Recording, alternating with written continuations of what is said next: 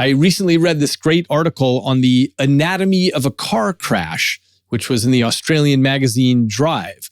And the article describes what happens when a car is hit in the driver's door by another car traveling at 50 kilometers per hour. At 0 milliseconds is when the other car first touches the driver's door. At 1 millisecond, the car's door pressure sensor detects a pressure wave. From here, over the next few milliseconds, different sensors pick up on the crash vibrations. So I'll skip ahead to 5 milliseconds when the car's crash computer starts searching for what's going on, trying to work out the severity of the crash.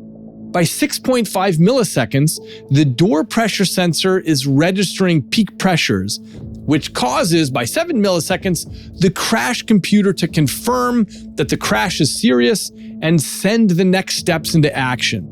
At 8 milliseconds, the computer sends a signal to the side airbag, and by 8.5 milliseconds, the airbag fires off. By 15 milliseconds, it bursts through the foam and begins to fill. By 17 milliseconds, it covers the driver's chest and pushes the shoulder away from the impact zone. And then, by a few milliseconds later, it's pushing the chest away. All the while, the physical structure of the car is crumpling in such a way as to transfer the energy away from the driver. By 27 milliseconds, a mechanism in the seat moves the driver's pelvis away from the impact zone, and the airbag starts its controlled deflation.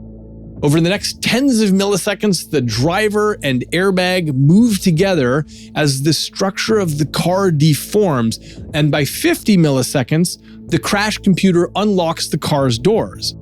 By 70 milliseconds, the driver moves back towards the middle of the car, and the airbag continues to deflate.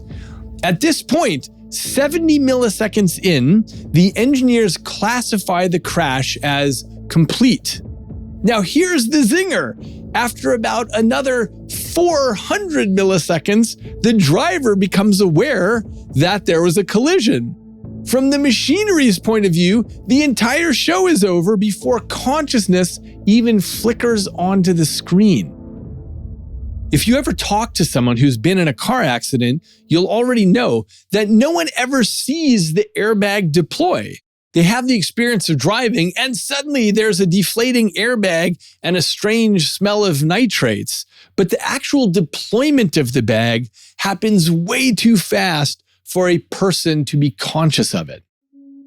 It strikes me that this sudden disappearance of consciousness with no bad feelings or fear probably happens with victims of pyroclastic flow from volcanoes.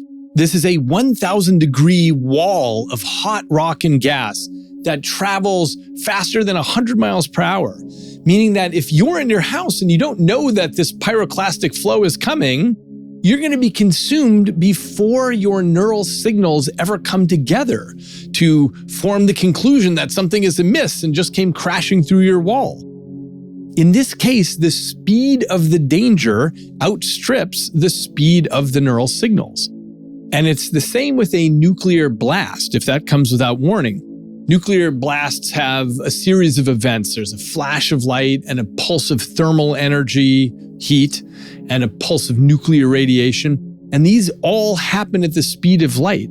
So if you see a bomb descending and you realize you're going to be quite close to the point-blank detonation, there's actually no reason to panic.